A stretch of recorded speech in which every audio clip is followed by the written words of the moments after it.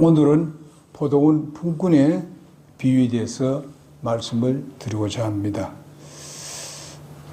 긴 우리가 하루를 일을 하고 적은 임금을 받는다는 것은 여러분은 뭐라고 생각하겠습니까? 여러분들은 아주 기분 나쁘겠죠? 본문은 우리에게 모순을 보여주는 것 같이 보여지기도 합니다. 포도원의 일꾼들이 몇 시간 일을 했던지 동일한 임금을 준다 하는 것은 현재 우리 세상에서는 있을 수 없는 것입니다. 그러나 여기에 성경 말씀은 이렇게 말씀하고 있습니다. 이것은 예수님께서 뭐 웃기시려고 했는지 어떤 비유를 했는지 그건 잘 모르겠습니다만은 여기는 분명한 주님의 뜻이 있었습니다. 불공평하다고 말할지는 모르지만은 그러나 예수님은 평민 생활을 하셨던 분입니다. 그분은 예수님은 바로 장터에서 품꾼들이 정말 고용해 주기를 간청하는 것도 보았고 품삯을 때문에 입시름하는 것도 보았고 모든 일을 하고 품삯에 대해서 불평하는 것을 보신 적이 분이 바로 누군가 하면 예수님이십니다. 예수님 자신이 수년 동안 몫으로 노동을 해보았으며 또 막노동까지도 해보셨습니다.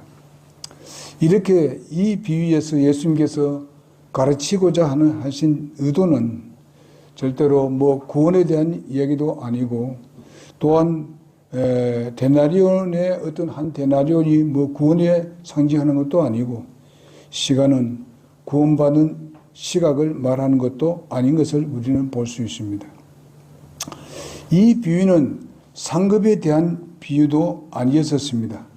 상급은 아주 충성과 봉사의 대가를 주는 것입니다. 각 사람의 상급이 서로 다르다는 것을 우리는 알 수가 있겠습니다만은 본문에서 폭염의 태양 밑에서 바로 12시간 일한 자와 1시간 일한 자가 동일한 임금을 받는다 하는 것입니다. 무엇에 관한 이야기인가? 이것은 사실 예수님의 제자에게 그릇된 봉사의 태도에 관하여서 경고해 주는 말씀이라고 믿습니다. 그것은 바로 앞에 있는 말씀도 우리가 보게 되면은 거기에 하나님께서 이제 그 부자 청년에 대한 얘기가 나오고 그 다음에 재물에 대한 얘기를 나왔을 때에 바로 베드로가 얘기를 했습니다. 우리는 다 모든 걸 다 버리고 주님을 쫓았는데 그러면 우리에게 앞으로 주어지는 것이 무엇입니까? 이렇게 했을 때 예수님께서 바로 100배나 받고 그리고 그 다음에 바로 내가 이 땅에 와서 올 때는 바로 12보좌에 너희들이 앉게 될 것이다. 이렇게 얘기를 했습니다. 베드로는 사실상 무엇에 대해서 얘기하느냐? 바로 이 청년은 이 부자는 바로 이 구원을 얻기 위해서 왔습니다만은 사실상 자기의 재물 때문에 그것을 구원받지도 못하고 갔습니다. 왜 그런가 하면은 그는 재물이 자기 구원받는 것보다도 더 소중했습니다. 그래서 이제 그는 근심하면서 돌아갔다고 말씀을 하고 그러면서 이제 그 뒤에 이제 베드로가 예수님께 그렇게 물었고 예수님은 그렇게 답변을 해 주었습니다. 우리가 주님을 섬길 때에 상급이 분명히 있는 것은 당연한 것입니다. 주님께서 보살하신다고 말씀한 것은 당연한 겁니다. 그런데 우리가 여기서 우리가 뭐를 해야 되는가 하면은 내가 어떤 주님과의 어떤 계약을 하는 식으로 어떤 내가 이렇게 해주면 이렇게 해주겠습니까?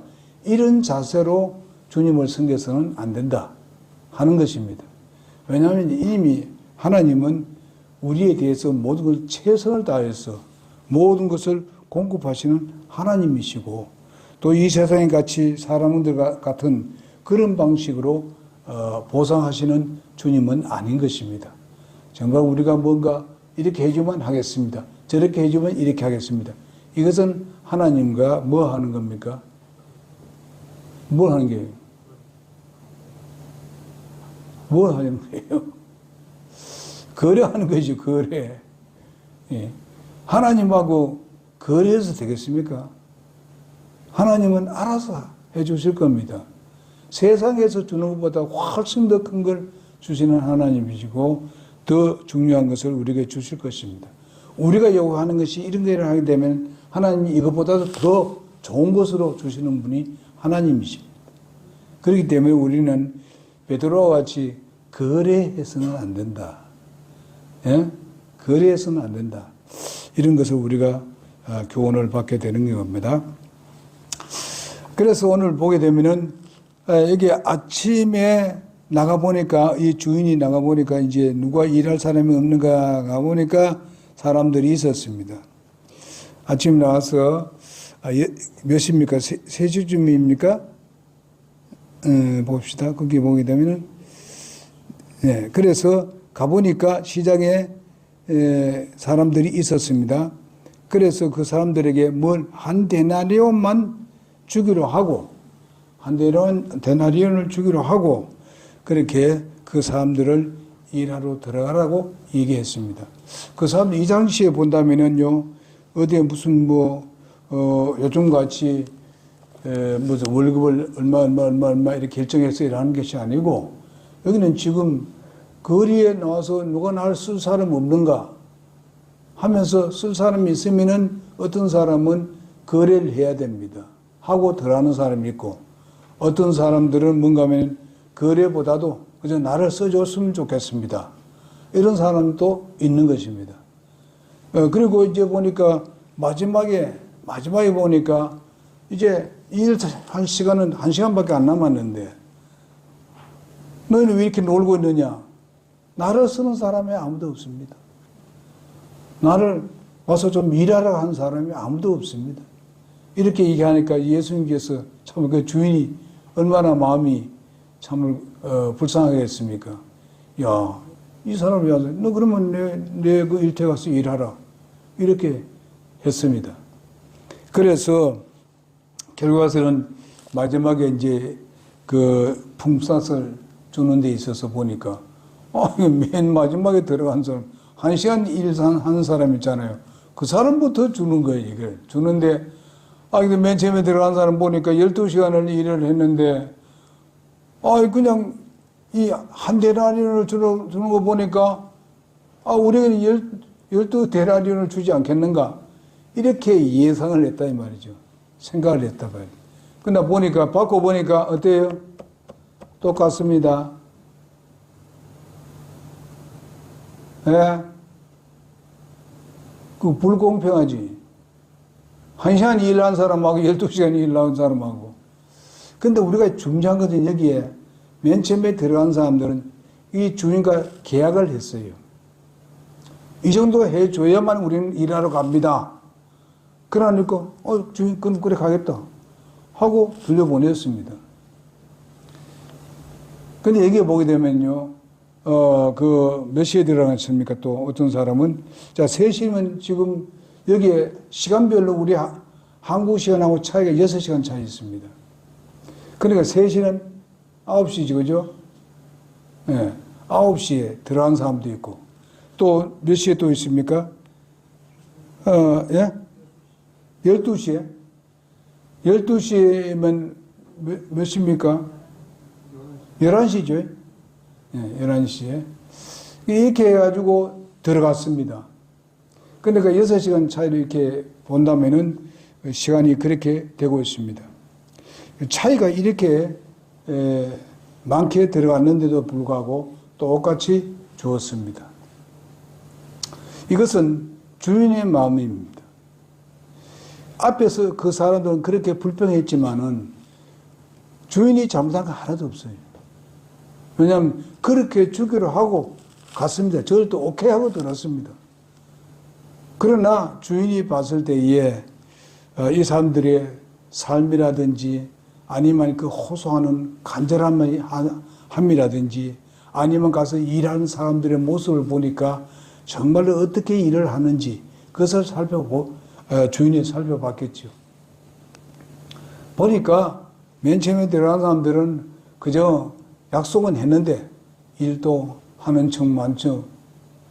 이렇게 하는 사람들이었고, 그리고 뒤에 들어간 사람들은 그래도 성실하게 일하는 모습도 봤다 이거죠. 그러나 주인은 그 성실한 사람들에게 더 주기를 원하는 그런 마음이 있습니다. 자, 그래서 결과에서는 이런 결과를 가져와서 이제 불평불만한 사람도 있고, 또한 다른 사람들은 불평한 사람들이 없습니다. 맨 처음에 들어간 사람들이 불평불만한 것을 볼 수 있습니다. 그래서 마지막에 보게 되면 먼저 된 자라서 나중 되고 나중 된 자라서 먼저 된다. 이런 말씀을 하고 있습니다. 자, 그러면 여기서 우리가 생각해 볼 것이 있는데, 우리 마태복음 19장 16절에서 30절을 보게 되면 아까 말한 대로 청년 부자가 영생을 얻으려고 왔는데 소유를 다 팔아 가난한 자에게 주고 나를 따르라. 예수님께서 그렇게 말씀하셨습니다. 그럴 때 그는 실망을 하고 돌아가 버렸습니다. 자기의 재물을 다 팔아서 팔아서 가난한 자에게 주기가 싫죠. 이 청년은 진짜 아주 훌륭한 청년이었습니다. 세상적으로 봤을 때에. 열심히 일한 사람이었고, 그 청년이 벌써 그때 그만큼 그 재물을 쌓았다는 것은 이건 완전히 성공한 사람이죠. 세상적으로 봤을 때에. 그러나 그는 뭡니까? 그의 우상은 바로 무엇이었습니까? 재물이었습니다. 정말 영생을 얻기 위해서 왔는데 그 재물 때문에 주님을 올바로 섬길 수가 없더라 이 말이죠. 좀 예수님 믿을 수가 없더라 이거죠. 예수님이 그런 말씀을 하셨을 때에 예수님이 그의 모든 재물을 다 빼앗기 위해서 그렇게 하시는 건 아니잖아요. 주님은 분명히 그에게 대한 것을 보상하시게 될 것이고, 그렇게 되면은 그가 더욱더 많은 것을 얻게 될 것이라는 것도 주님은 예상하고 있는 것입니다. 생각하고 말씀하시는 겁니다. 이런 것을 이렇게 있었을 때에 이후에 이 제자들에게 재산에 관한 경고를 하면서 재물이 그들의 영적 생활에서 미칠 수 있는 악영향에 대해서 설명을 하는 중에 이런 예화를 들고 있습니다. 즉 말하면 비유를 하고 있습니다. 이때 이 베드로와 그 제자들이 보소서 우리가 이 모든 것을 다 버리고 주를 쫓았는데 그런데 우리에게 무엇을 얻으리까? 이렇게 말씀을 예수님께 드렸습니다. 그러면서 그렇게 했을 때에 바로 100배나 갚으실 것이라고 말씀했고, 바로 예수님의 영광의 보좌에 앉으실 때에 12보좌에 정말 그들이 앉을 것이라고 예수님께서 말씀을 하셨습니다. 예수님께서 베드로의 마음에 대한 위험한 태도가 하나가 있음을 예수님은 발견했습니다. 베드로는 지금 보상에 대해서 많은 그런 그 망가짐을 가지고 있구나. 보상에 대해서 이렇게 주님은 생각했는 것 같습니다. 주님께서 약속하셨기 때문에 바로 예수님은 그렇게 해주겠다고 말씀은 하셨습니다. 그러나 주님에게 우리는 무엇을 주겠습니까? 하는 어떤 그런 것에 대한 어떤 소위 말하면은 계약하는 이런 쪽으로 해서는 안 된다. 내가 당연히 보상을 받아야 되지. 이런 쪽으로 하는 것이 아니라 그저 하나님 앞에 내가 모든 것을 주님으로 받았는데 내가 하나님께 이것을 하나님께 적극적으로 드리기를 원합니다. 그저 내 모든 걸 드리기를 원합니다. 당신이 무슨 말씀하든지 내 그대로 순종하겠습니다. 이런 태도로 나가야 된다고 봅니다. 그래서 우리가 오늘 이 말씀에서 세 가지를 말씀드리고자 하는데 제가 오늘은 한 가지만 말씀을 드리겠습니다. 하나님과 장사하는 태도를 경계해야 된다. 그 다음에 두 번째는 바로 다른 품꾼들과 비교하는 것을 경계해야 된다. 그 다음에 세 번째는 무엇인가 하면은 지나친 자신감을 갖는 태도를 경계해야 된다. 이런 것을 우리가 생각하게 될 것입니다. 그래서 첫째로 우리가 하나님과 장사하는 태도를 경계해야 된다는 것이죠. 당시 노동기구가 없었을 때이기 때문에 아침 일찍 장터에 나가서 고용주를 기다리고 있는 것을 보게 됩니다. 우리도 어릴 때 그런 것을 많이 봤습니다. 제가 시골에 있다 도시로 갔을 때에 도시에 가게 되면 그 시장에 그냥 지게를 가지고 항상 기다립니다. 그러면은 이제 어떤 사람이 이거 좀 옮겨주세요. 오늘 우리 집에 와서 일합시다. 하게 되어서 일을 해서 그 다음에 살았던 그런 것을 우리가 보게 됩니다. 저는 그것을 어릴 때 봤습니다. 이와 같이 이럴 때도 이런 때 있었습니다. 품삯은 1데나리온이었는데 당시에 그 품값으로서는 이 큰 것이라고 이 얘기를 했었습니다. 여러분 신명기 24장 15절에 보게 되면 이런 말이 있습니다. 그의 품삯을 그가 일하는 날에 주고 해가 그것을 위로 지지 않게 할지니 그가 가난함으로 그 품삯에 마음을 두니라. 그가 너희를 대적하여 죽게 부르짖으면은 그것에 내게 죄가 너에게 될 것이다. 이렇게 염려된다. 이렇게 말씀을 해주고 있습니다. 자, 이것을 뭘 말합니까? 바로 품삯을 주는데 그것을 미루지 말고 딱딱딱딱 그러니까 해가 지기 전에 다 주라 이거 없습니다. 일을 마치고 나면 금방 그것을 주라는데 다음에 오너라 나중에 네 그걸 갚아주마 절대로 이렇게 하지 말라는 겁니다. 지금도 뭐 그런 경우 있지 않습니까? 일은 열심히 했는데 사실상 이제 그 월급을 바로바로 주지 않는 그런 사람도 있습니다. 물론 어려워서 그런 것도 있겠지만은 다른데 어떤 것을 많이 사용하다 보니까 바로 일을 한 사람들에게 품값을 주지 않는 경우가 많습니다. 이럴 때는 그것은 법적으로 분명히 걸리죠. 이런 것을 우리가 이 현재 사회도 마찬가지입니다만은 성경에도 분명히 신명기에 그렇게 아주 경고를 해주고 있는 말씀을 봅니다. 그 다음에 야고보서 5장 1절에서 4절에 보게 되면은 바로 거기에 추수꾼이 일을 했는데 그것을 갚지 않게 되면 거기에 대한 아주 그 소를 친다. 이렇게 말씀을 하고 있습니다. 그러니까 이런 것을 봤을 때 하루 벌어서 하루 먹기에 힘드는 사람들 있는데 그날 안 주면 어떻게 살겠습니까? 여기도 보니까 그런 것 같아 보니까 예수님 당시에도요. 하루 벌어가지고 하루 사는 거.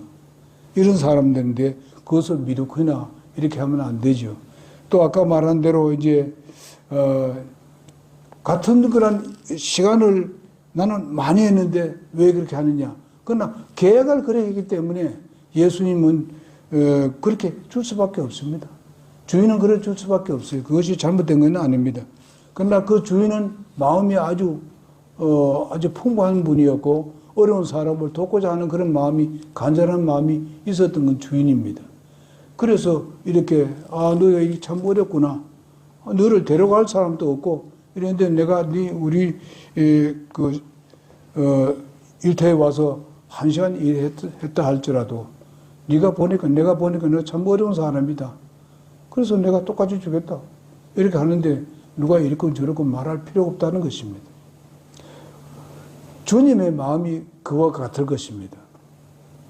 주님께서 어려운 사람, 고통당하는 사람들, 좀 힘든 사람들의 항상 그 편에 서서 그들을 위로하고 격려해주고 저들을 세워주고 때로는 그들에게 가서 함께 시간을 보내는 주님을 볼 수가 있겠습니다.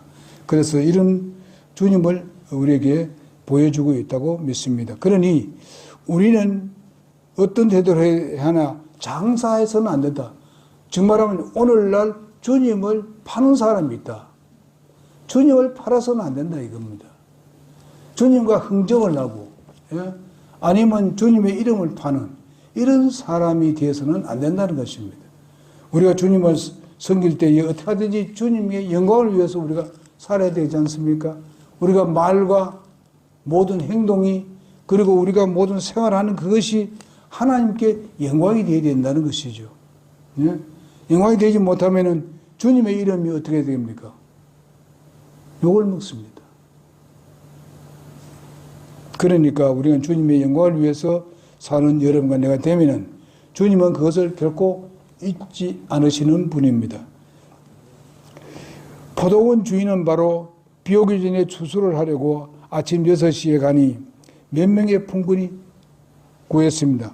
그리고 또 모자라서 9시에 정오에 갔습니다. 그리고 또 오후 3시에 5시경에 또 이렇게 품꾼을 이제 들려보냈습니다. 그런데 두 종류의 품꾼이 있습니다.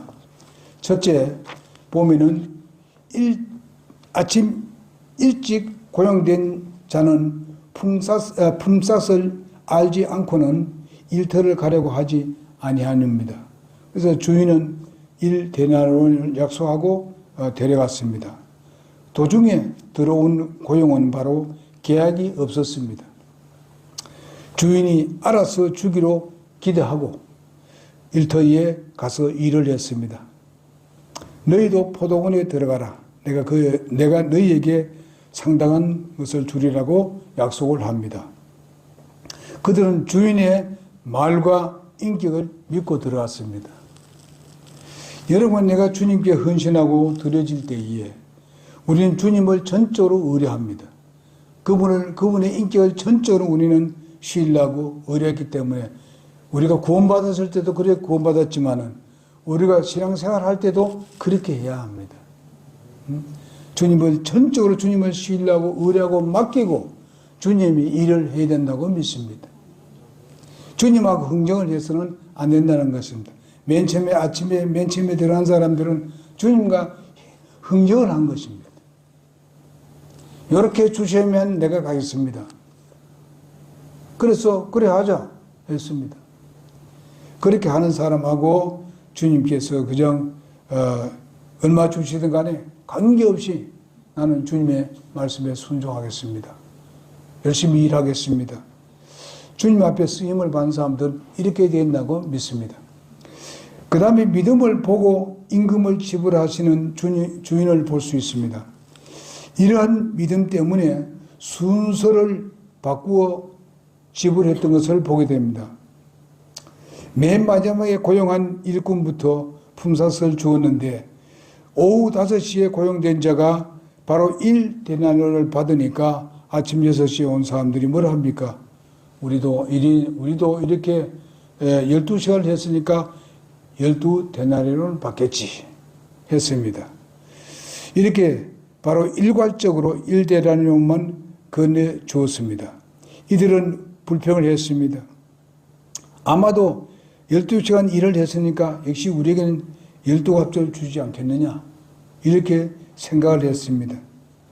그러나 바로 약속한 대로 주었습니다. 주인은. 그러니까 이렇게 주님과 흥정을 하다 보게 되면은 이거는 우리가 주님의 하고 흥정을 하는 것은 내 모든 것이 주님의 것이고 주님으로부터 받는 것이고 모든 건 주님으로부터 오는 것인데 주님하고 흥정했어야 되겠나요? 그냥 우리는 주님을 위해서 헌신하고 드려지기만 하면은 주님은 알아서 우리에게 값을 쳐주시는 주님이십니다. 보상하시는 주님이시. 주님이 우리에게 일을 한 1시간 했는데 1시간만 딱 쳐주고 그래 하실 분이 아닙니다. 하나님은 세상의 어떤 것보다도 비교할 수 없는 더 많은 것으로 우리에게 채워주시는 것인데 꼭 여기 물질에 대해만 이야기한 것이 아니라는 것입니다. 여러분, 우리는 하나님이 다른 방법으로 우리에게 또 채워주시는 것이 있습니다. 돈으로 살 수 없는 것들이 많습니다. 사실상 우리가 이 사는 동안에서 우리가 빨리빨리 이렇게 쓰고자 하는 것은 돈이 제일 많이 쓰여집니다만은 그러나 우리가 이 세상에 사는 동안에 있어서 그보다 더 중요한 것은 무엇입니까? 우리의 인격입니다. 우리의 인성들입니다. 그리고 우리가 믿음에서 얻어지는 주님의 성품들을 우리가 닮아가는 것들입니다. 이런 것들이 정말 세상 어떤 것도 비교할 수 없습니다. 계산할 수 없어요. 하나님께서는 그런 방법으로 우리에게 복을 주시는 것을 우리가 보게 되고 여러분들 경험했을 줄로 믿습니다. 이것을 우리는 요구를 해야 돼. 그러니까 이것을 기대하고 믿음으로 주님의 일에 순종해야 되는 것이죠. 여러분 우리 교회에 여러분 와서 예배를 드리고 여기 와서 교회 예배를 드리고 또 서로 섬기고 서로 사랑하고 또 주님께 영광을 돌리고 때로는 전도도 하고 뭐 이렇게 하지 않습니까? 또 다른 사람 인도하기 위해서 최선을 다하고 이래 하지 않습니까? 거기에 대한 것은 정말 우리가 당연하게 하는 것으로 여기고 그런다면 주님은 우리에게 더 풍성한 걸로 채워주실 줄로 믿습니다.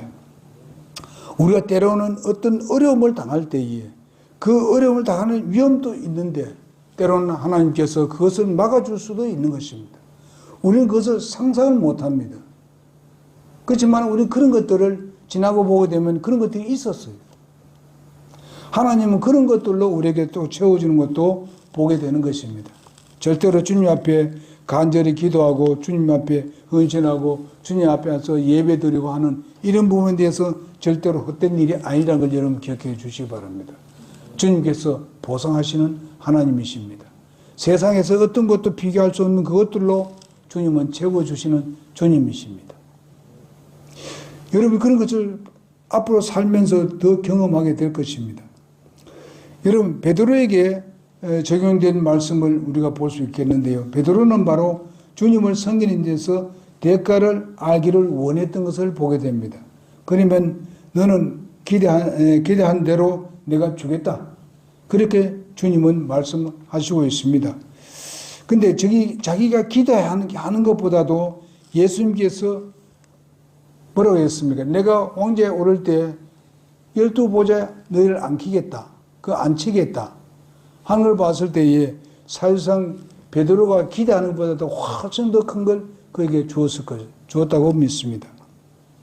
이런 것을 볼 때에 우리가 그저 주님 당신이 하라면은 그저 순종하고 따르는 여러분과 내가 되었으면 좋겠습니다. 그렇게 되면 분명히 하나님께서 큰 것으로 채워주시라고 믿습니다. 우리는 하나님과 흥정해서는 안 된다. 즉 말하면 장사해서는 안 된다. 많은 때에 그런 사람들이 많습니다. 이렇게 해주면 내가 하겠습니다. 이렇게 하면 해주겠습니다. 이런 걸 보면 부흥 집회 때 보게 되면 그런 사람들이 많이 나오는 것을 보게 됩니다. 그러면 어떻게 합니까? 바로 내가 무슨 사업을 하는데 하나님께서 내가 이걸 하겠는데 내가 돈을 이렇게 드리겠습니다. 내 사업 잘 되게 해 주십시오. 이런 겁니다. 돈을 하나님께 드렸는데 꼭 다른 걸 달라 하는 거죠. 여러분 우리가 주님 앞에 헌금하고 드릴 때도 그렇습니까? 내가 이래 주십시오. 그런 식으로 합니까?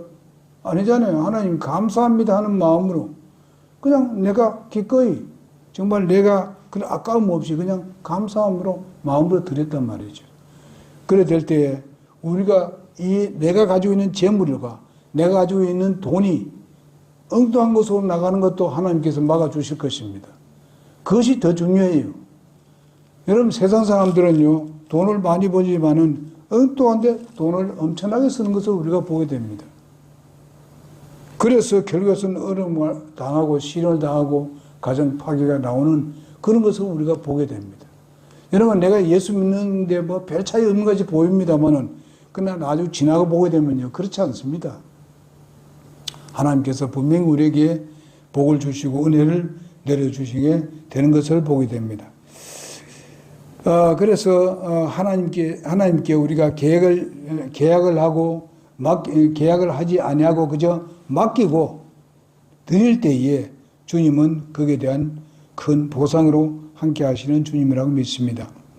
여러분 우리가 에베소서 3장 20절에 보게 되면은 이제 우리 안에서 일하는 권능에 따라 우리가 구하거나 생각하는 모든 것 이상으로 심히 넘치도록 능히 행하실 분에게 이렇게 말씀하고 있습니다. 넘치도록 능히 행하실 분이라고 말씀하고 있습니다. 하나님은 그런 분이에요. 예. 이런 분이라는 것을 우리가 믿고 우리 자신을 드릴 때에 주님은 더 풍성한 걸로 채워주리라 믿습니다. 그 다음에 주님의 인격과 말씀을 온전히 신뢰해야 된다는 것입니다. 창세기 18장 25절을 보니까 세상을 심판하신 이가 바로 공의를 행하실 것이 아니겠느냐 이렇게 말씀해 주고 있습니다. 의와 공평으로 주님은 하시게 됩니다. 그런 하나님이신데 하나님을 어쩌면 의심하는 듯이 아니면 하나님과 아까 말한 대로 계약하시 이런 쪽으로는 해서는 안 되겠다. 은혜와 긍휼이 그분에게는 풍성합니다. 그래서 우리가 로마서 9장 10절, 15절, 17절, 20절 좀 보게 되면 거기에 정말 다섯 군데가 뭘 나옵니까?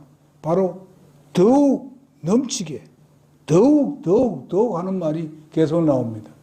하나님은 우리에게 더욱 넘치게 하시는 분 아닙니까? 전에 제가 말씀드렸지만은 하나님께서 우리에게 은혜를 베푸시는데 은혜 위에 또 은혜 위에 또 은혜 위에 또 은혜 이렇게 하나님께서 베푸신 하나님이십니다. 그러니까 하나님께 우리는 이렇게 하라. 하나님 말씀이 주어졌을 때에 그냥 예 하나님 그렇게 하겠습니다. 우리가 누가복음 보게 되면은 어떤 종이 있었는데 하루 종일 일하고 왔습니다. 그런데도 불구하고 뭘 합니까? 주인의 발을 씻어주고 뭐 이래 다 하고 난 뒤에 뭐라 그랬습니까? 우리 내 할 일을 했다고 말씀하고 있습니다. 잘할 것이 없다. 이런 쪽으로 하니까 하나님께서 그들을 얼마나 복을 주시겠습니까? 그래서 우리는 주님께 일할 때에 봉사와 섬김으로 우리가 일을 해야 되겠습니다. 그 다음에 하나님께서 개인적으로 우리를 부르신다는 것입니다. 품꾼으로 불러서 종으로 우리는 종을 보내지 않고 직접 하나님께서 주님께서 부르신 것을 볼 수 있습니다. 이런 같이 오늘도 우리의 주님께서 우리를 쓰실 때에 바로 직접 우리 개인적으로 부르신다는 것입니다. 하나님께서 정말 주님의 큰 일을 하기 위해서 목회 일을 한다든지 아니면 교사 일을 하게 한다든지 모든 일에 대해서 주님께서 개인적으로 부르십니다. 하나님의 말씀을 들을 때에 내가 그렇게 해야 되지 않겠는가? 내가 이런 일에 내가 자신을 드려야 되지 않겠는가? 이런 마음이 자동적으로 생기게 되어 있습니다. 그럴 때에 그저 기꺼이 내가 여기 있습니다. 주님 써주십시오. 이렇게 하는 우리의 자세가 되어야 된다고 믿습니다. 그래서 이제 주님은 오늘날도 주님의 종을 세우기 위해서 품꾼을 부르고 계십니다. 바로 우리 교회 주님께서 쓰시기 위해서 우리가 이 교회는 이런 면이 필요한데 네가 그런 일을 하지 않겠느냐 하면서 하나님 말씀을 읽다 보게 되면은 내 마음에 자극을 줍니다. 누구가? 성령을 통해서 자극을 줍니다. 이럴 때에 주님 내가 여기 있습니다. 나를 써주십시오. 나는 이 교회에서 정말 교사로서 활동하겠습니다. 나는 이 교회의 집사로서 활동하겠습니다. 나는 앞으로 주님의 그 전답 사역을 하겠습니다. 뭐 이런 쪽으로도 이렇게 내 자신을 드릴 수가 있는 것입니다. 이렇게 드려질 때에 주님은 거기에 대한 큰 은혜와 보상으로 해주시는 주님이십니다. 뭐 이렇게 해주십시오. 이렇게 안 해도 주님은 알아서 해주시는 그런 분이십니다. 아주 넉넉히 주시는 주님이라고 믿고 우리가 주님을 위해서 온전히 드려지는 여러분과 내가 되기를 바랍니다. 우리는 이기주의적이고 탐욕적인 그런 사람이 되어서는 안 되고 창조주 하나님께 우리가 관계가 가장 중요한데 우리는 그분에게 모든 것을 다 맡길 때 그분은 우리에게 필요한 것을 공급하시고 우리가 소원한 것도 들어주시고 우리가 지혜가 부족할 때는 주님께 구하라 그랬지 않습니까? 그런 지혜를 주시고 여러 사람들을 만나게 만들어주고 이렇게 해서 우리의 가는 길을 평탄하게 이끌어 주시는 그런 주님이십니다. 여러분 이제 우리가 건강을 위해서도 항상 기도해야 되겠습니다만은 이제 건강을 위해서 제가 이렇게 요즘 다리를 이렇게 하고 보니까 건강이 더욱더 중요한 걸 느낍니다. 이제 조심을 해야 되겠다. 그때 뭐 마음대로 이렇게 움직였다고 해가지고 그냥 팍팍팍팍 이렇게 해서는 안 되겠구나. 이제 나이도 됐으니까 조심을 해야 되겠다 하는 것을 배우게 됩니다. 왜냐하면 그래요. 내가 이런 다리 아픈 건 내가 이렇게 아픈 건 진짜 처음입니다. 80년 만에. 한 번도 이렇게 아픈 적이 없었어요. 그러니까, 근데 이 허리 좀 이렇게 했더라면, 면체부를 했으면은, 그날 아침이라도 조심해야 되는데, 이거 푹, 이러니까 확 하니까 그냥, 돼버리고. 그러고서 그게 다리가 이렇게 되는데, 그래서 이제 많이 났습니다. 이제 한 번만 주사 맞으면 이제 괜찮겠다고. 그렇게 의사가 얘기하더라고요. 오늘 그런 얘기를 하더라고요. 제가 다니는 동안에, 다리를 제대로 뭐 걷지를 못하니까 차를 몰 수 있나요? 그래도 차를 이렇게 몰아서 병원까지 이끌어주고 하신 집사님하고 뭐 이렇게 여러 사람이 그렇게 해주신 데 대해서 정말 감사를 드립니다. 사실 그래요. 굉장히 힘들더라고. 그러니까 또 아프고도 더 아파. 왜냐면 이런 걸 안 아파봤기 때문에 더 아파요. 딱 진짜 그냥 생짜증이 날 때가 있더라고요. 미안합니다. 짜증 소리 들었는가 보다. 주사를. 그래요. 제가 여러분들이 아픈 걸 좀 생각하지 못하는 것을 좀 생각하게 됐습니다. 우리 성도들 아플 때 내가 그냥 깊이 생각하지 못했는가 보다. 그런 생각도 들고 그렇게 했습니다. 어쨌든 주님이 신뢰하고 의뢰하면서 여러분들 우리는 주님하고 이렇게 계약을 맺으면 안 된다. 그래서는 안 돼. 긍정을 하면 되겠습니까? 주님부터 전부 다 왔는데 가만히 있어 죽긴데 나도 계약을 하자고 얼마 하자고 이런 식으로 하면 안 됩니다. 근데 일반 교회는 그런 사람들 많습니다. 그러니까 우리는 그렇게 하지 않은 게 있는 것을 감사합니다. 기도하겠습니다.